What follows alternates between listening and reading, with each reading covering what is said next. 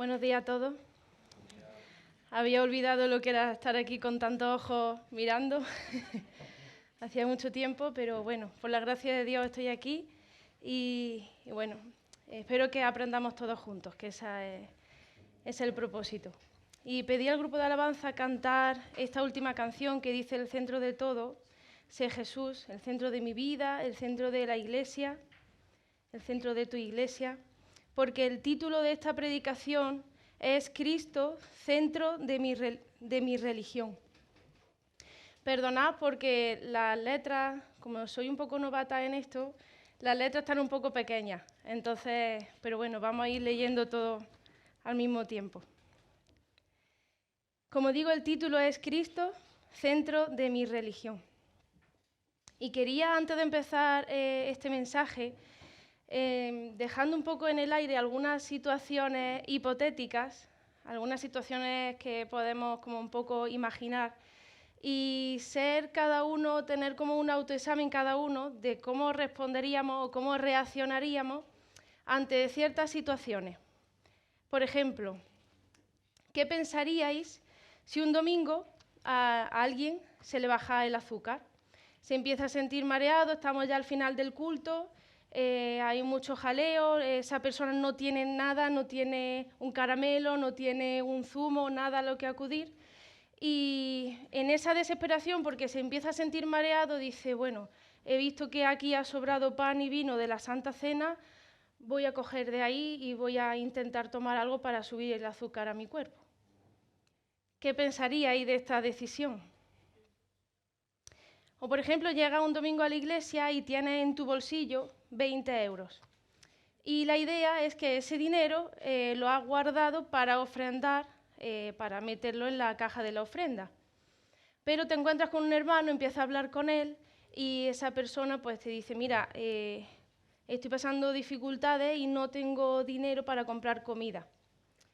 Te callas y dices no tengo nada para ofrecerte porque en tu cabeza esos 20 euros son para la ofrenda de la iglesia, o le ofreces ese dinero que tienes.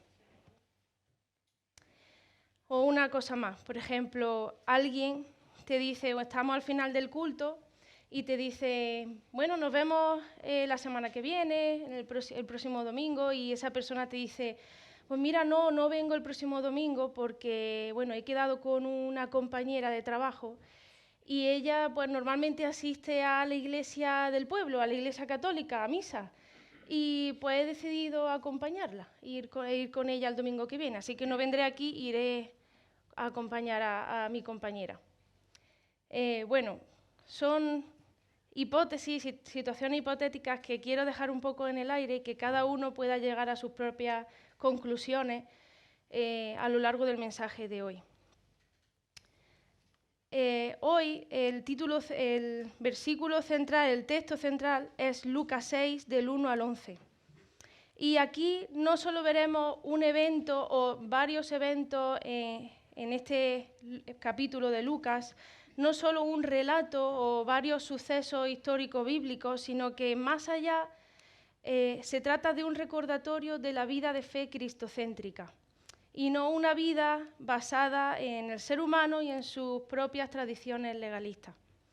Veremos a un Jesús dando importancia por encima de todo a la compasión. Los dos sucesos que vamos a leer en Lucas revelan el contraste entre Jesús y los líderes religiosos judíos. Es el contraste entre la sencillez del corazón de Jesús y la falsa religión de los fanáticos religiosos. Es ese contraste entre la verdad divina y la tradición humana, entre el profundo conocimiento y la terquedad, entre la bondad y la maldad, entre la compasión y el egoísmo. Así que ahí tenemos en la siguiente diapositiva el bosquejo de los puntos que vamos a tratar hoy, pero quería pedir a José Daniel si puede leer el texto central de esta mañana, que es Lucas 6, del 1 al 11. Dice así: Y aconteció que un día de reposo Jesús pasaba por unos sembrados, y sus discípulos arrancaban y comían espigas, restregándolas entre las manos. Pero algunos de los fariseos dijeron: ¿por qué hacéis lo que no es lícito en el día de reposo? Respondiéndole Jesús, dijo: ¿ni siquiera habéis leído lo que hizo David cuando tuvo hambre, él y los que estaban con él? ¿Cómo entró en la casa de Dios y tomó y comió los panes consagrados, que a nadie es lícito comer, sino solo a los sacerdotes, y dio también a sus compañeros? Y les decía: el Hijo del Hombre es Señor del día de reposo. Y en otro día de reposo entró en la sinagoga y enseñaba. Y había allí un hombre que tenía la mano derecha seca. Y los escribas y los fariseos observaban atentamente a Jesús para ver si sanaba en el día de reposo, a fin de encontrar de qué acusarle. Pero él sabía lo que ellos estaban pensando, y dijo al hombre que tenía la mano seca: levántate y ven acá. Y él, levantándose, se le acercó. Entonces Jesús les dijo: yo os pregunto, ¿es lícito en el día de reposo hacer bien o hacer mal? ¿Salvar una vida o destruirla? Y después de mirarlos a todos a su alrededor, dijo al hombre: extiende tu mano. Y él lo hizo así, y su mano quedó sana. Pero ellos se llenaron de ira y discutían entre sí qué podrían hacerle a Jesús. Gracias, José. El primer punto de este mensaje lo he titulado La religión verdadera. ¿Cómo es la religión verdadera o cuál es la religión verdadera? Bueno, y antes de entrar en esa respuesta a cómo es o cuál es la religión verdadera, me gustaría destacar algunos errores o desvíos que a veces podemos cometer en nuestra vida religiosa que pueden ocurrir y que debemos pensar y valorarlos. Por ejemplo, es importante reconocer que la angustia por obligarnos a llegar a un nivel específico de perfección en lo religioso puede estar basada en el temor al hombre, en la necesidad de aceptación y aprobación y no en el amor a Dios. Esa necesidad de aprobación hace que usemos la vida religiosa como un medio para llenar el vacío de nuestros corazones o para suplir la insatisfacción personal. Hay una diferencia entre decir yo voy a la iglesia porque amo al Señor, en decir no voy a la iglesia para que otros me amen y me acepten. Otra cosa similar a esto es que cumplir con tareas religiosas de una forma fanática puede convertirse en un ídolo. Querer ser yo el centro de mi religión, creada a mi beneficio personal, y no ser Cristo el enfoque y prioridad, puede llegar a convertirse la religión en idolatría. Refugiarnos en la religión y no en Cristo para sanarnos y ser restaurados, o para tapar la soledad, o quizá para evadirnos de los problemas, también es un error. Lo que está claro es que no podemos sustituir a Cristo por la religión. El sentido de la religión es Cristo. Y con todo esto no pretendo decir que la religión sea mala, en absoluto. Lo que está mal es que la verdad, la única verdad que es Cristo, no sea la base de todo, el centro de todo. Como hemos cantado, el centro de mi vida, el centro de tu iglesia, el centro de la religión, sea Jesús. El problema no es la religión. El problema no es el orden en la iglesia o las estructuras eclesiales o disciplinas religiosas. Eso no es el problema. El problema es cuando el corazón no está mirando a Jesús, cuando no ama a Jesús, cuando el centro de todo no es Jesús. El problema es cuando la cruz no es la guía de todo, cuando la cruz no es el centro de mi religión. Y es que Jesús es mi religión, debe ser mi religión. Otro aspecto es que las cosas de iglesia o las cosas religiosas por sí solas no santifican ni salvan. Dijo Jesús en Mateo 23, 27, refiriéndose a los fariseos: Ay de ustedes, maestros de la ley y fariseos hipócritas, que son como sepulcros blanqueados, bien arreglados por fuera, pero llenos por dentro de huesos de muertos y de toda clase de impureza. Las cosas religiosas, las cosas de iglesia no nos santifican ni nos salvan. Vivir de una forma religiosa no nos santifica ni nos salva. Las llamadas cosas de iglesia son complementos y disciplinas buenas para la vida de fe individual y en comunidad, por supuesto. Pero es en Cristo y es con Cristo que somos santificados y que recibimos nuestra identidad como hijos. No es la religión la que me da identidad como hija de Dios o como hijo de Dios. No es venir a la iglesia lo que hace que sea un verdadero cristiano. Es Cristo en mí y conmigo quien me santifica y quien me da identidad como hijo de Dios. Y otro aspecto es que tenemos que tener cuidado con la imagen de aparente perfección que a veces estamos mostrando al mundo, enseñando un evangelio distorsionado e inalcanzable.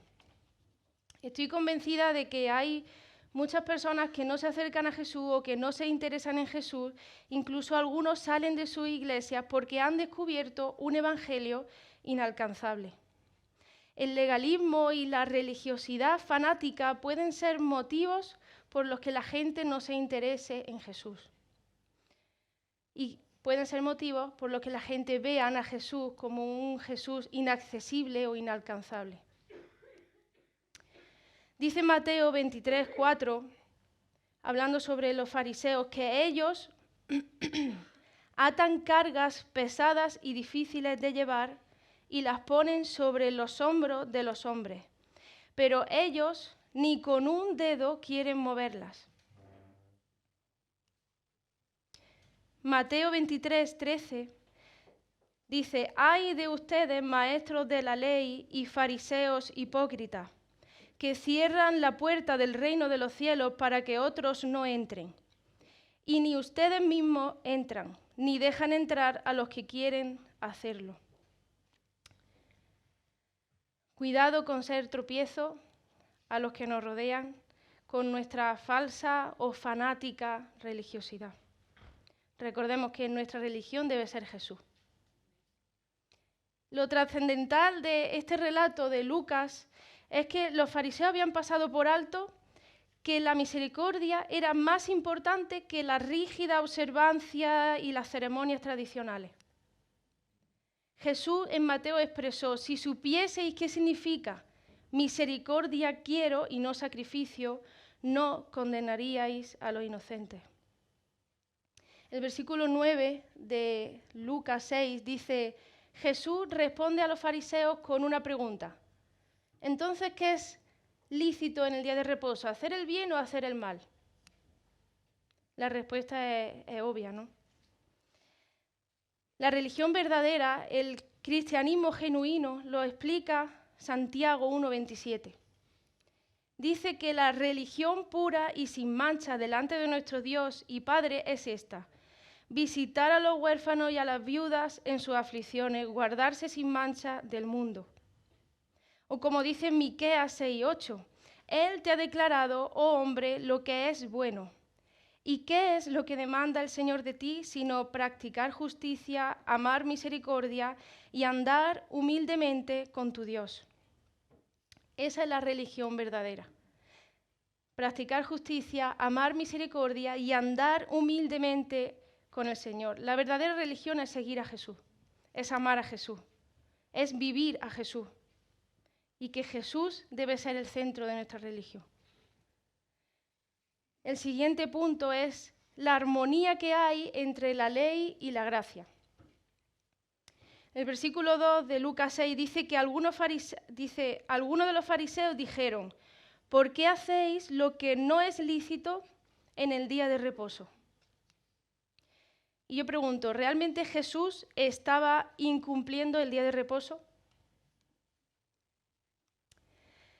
Lo único que Jesús no cumplió fueron las expectativas y las tradiciones legalistas impuestas por aquellos hombres.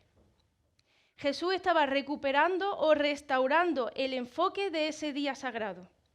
En medio de tantos requisitos, Jesús se enfocó en la misericordia y guardó el día de reposo, haciendo el bien a otros. No creo que Jesús incumplió ni invalidó esa disciplina religiosa, sino que pretendía devolverle la perspectiva y el sentido correcto. La norma que Jesús mostró en aquel día sagrado fue la de ser compasivo y bondadoso.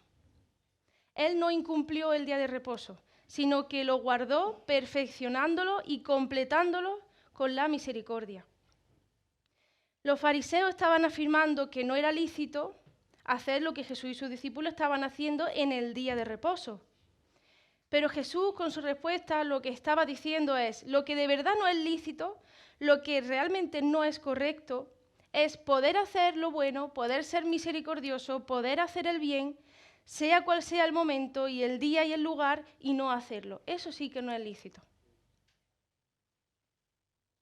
Ahora bien, cuando hablamos de dar importancia al amor, a la misericordia, no estamos afirmando que la ley no tenga validez o que no sea importante. La ley y la disciplina son buenas. La ley genera estabilidad y orden. Dios es un Dios de orden.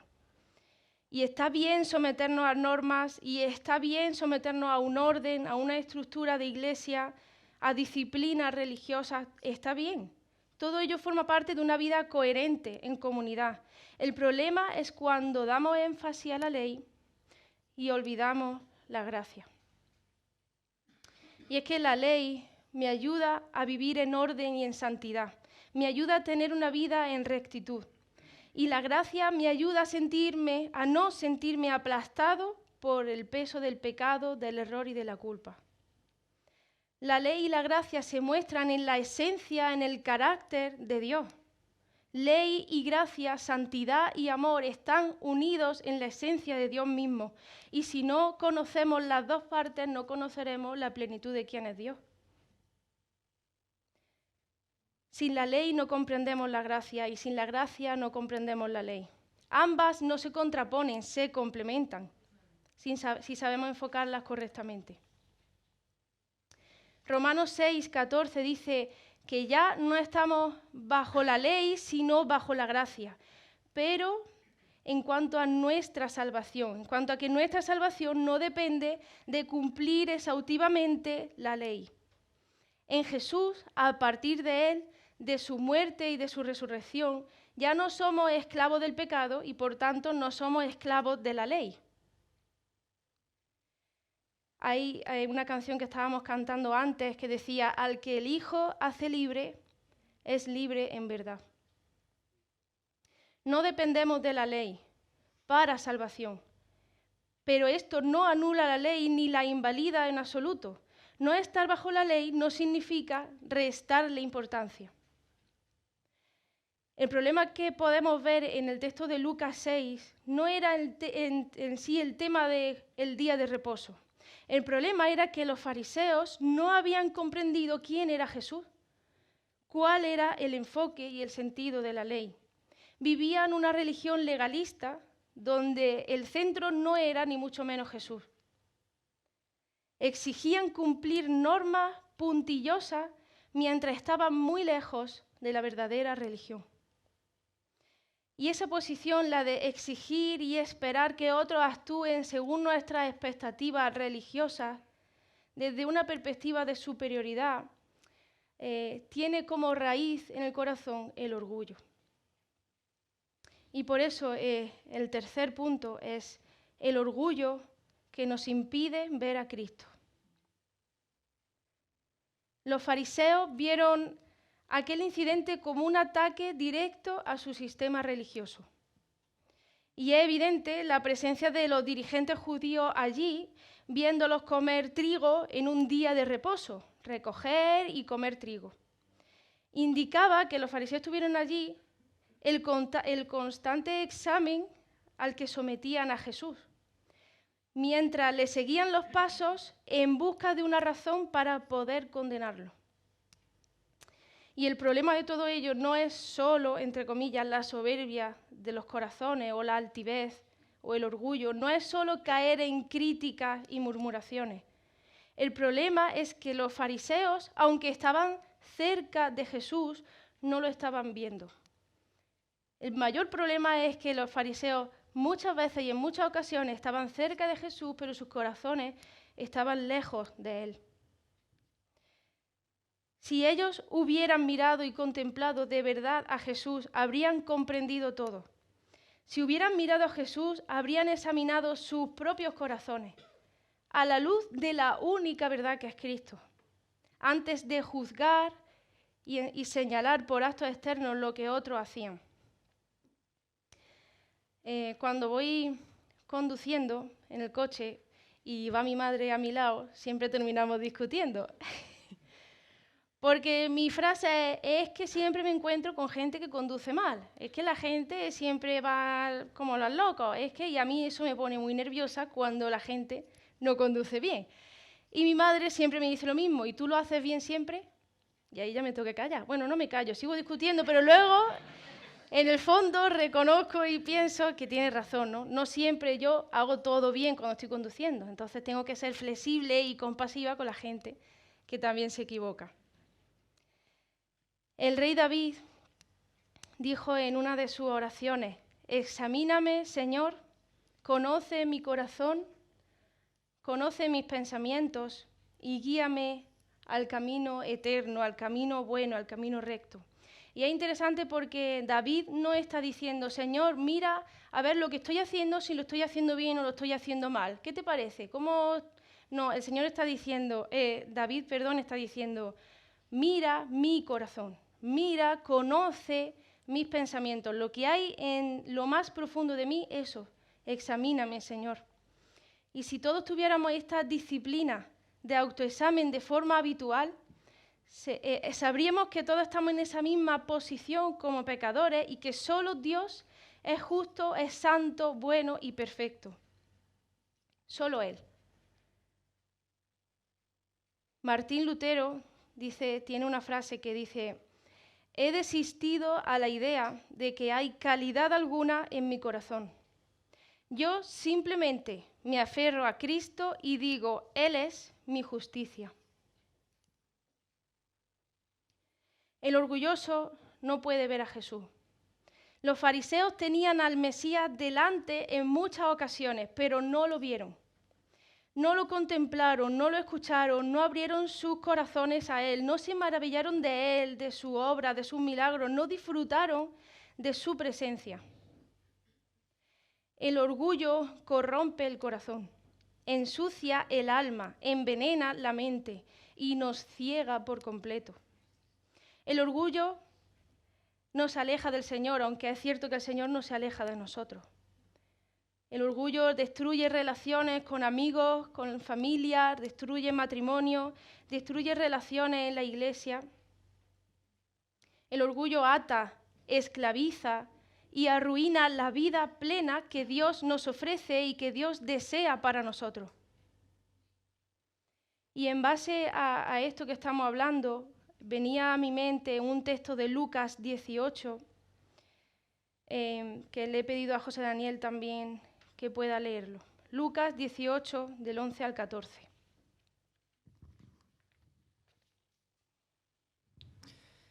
El fariseo, puesto en pie, oraba para sí de esta manera: Dios, te doy gracia porque no soy como los demás hombres, estafadores, injustos, adúlteros, ni aun como este recaudador de impuestos. Yo ayuno 2 veces por semana, doy el diezmo de todo lo que gano. Pero el publicano, de pie, a cierta distancia, no quería ni siquiera alzar los ojos al cielo, sino que se golpeaba el pecho diciendo: Dios, ten piedad de mí, pecador. Os digo que éste descendió a su casa justificado, pero aquel no, porque todo el que se ensalza será humillado, pero el que se humilla será ensalzado. Qué diferencia tan grande de oraciones y de actitudes y de corazones, ¿no?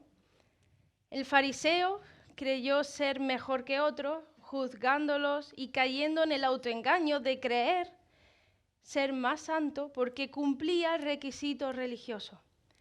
No sé si recordáis el versículo que hemos leído antes cuando hablaba de que los fariseos eran como sepulcros blanqueados, por fuera limpios y blancos, pero por dentro llenos de huesos de muertos.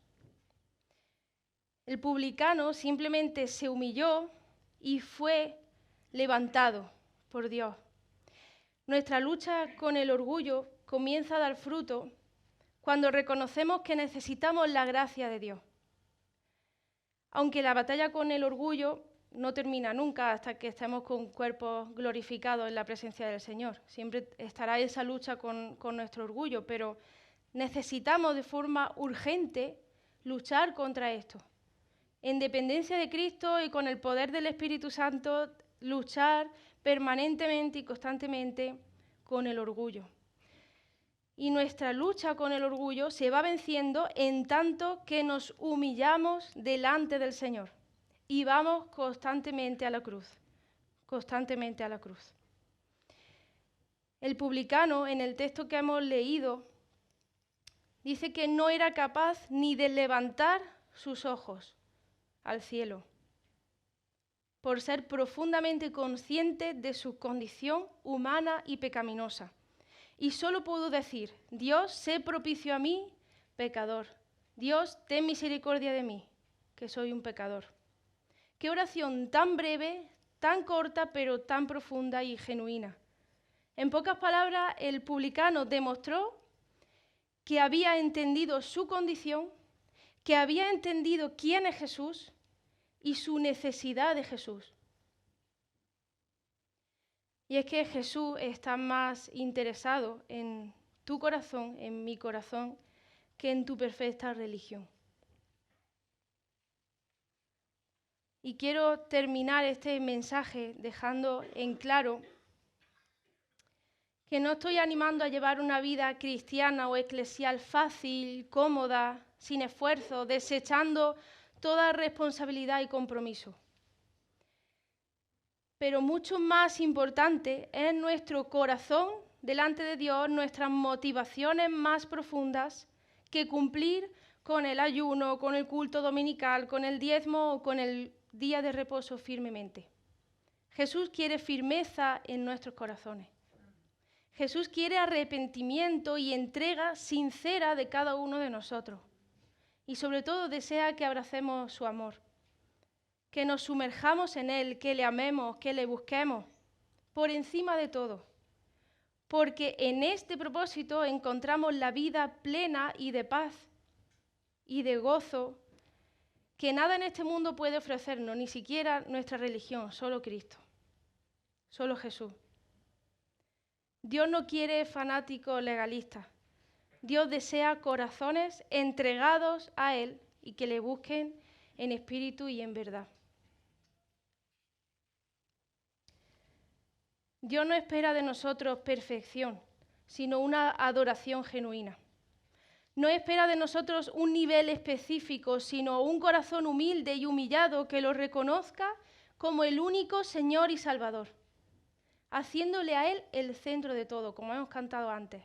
El centro de mi vida, de tu iglesia y el centro de mi religión sea Jesús. Dios desea que disfrutemos de la vida plena y de paz que podemos encontrar en y con Jesús. Y hay un texto en Mateo 11 que quería terminar también con este texto, que dice Jesús: venid a mí todos los que estéis trabajados y cargados, y yo os haré descansar.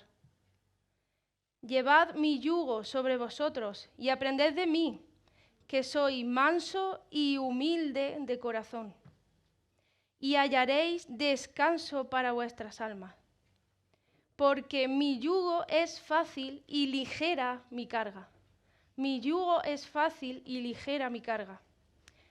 La vida no es fácil, la vida cristiana no es fácil, pero debe ser mucho más sencilla de lo que a veces la hacemos.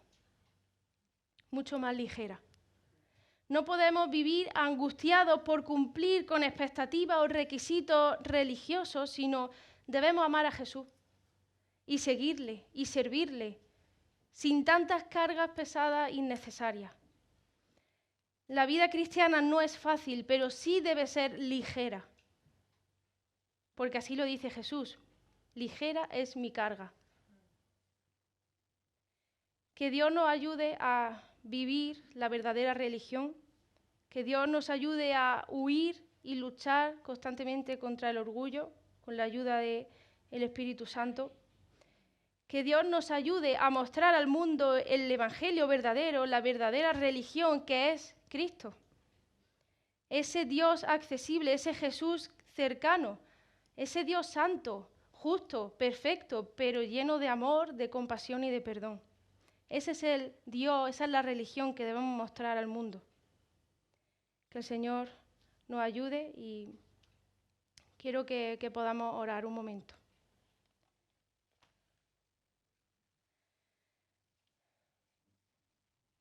Señor, te damos gracias por tu palabra, por enseñarnos con tu ejemplo, con el ejemplo de Jesús, con el ejemplo de la cruz.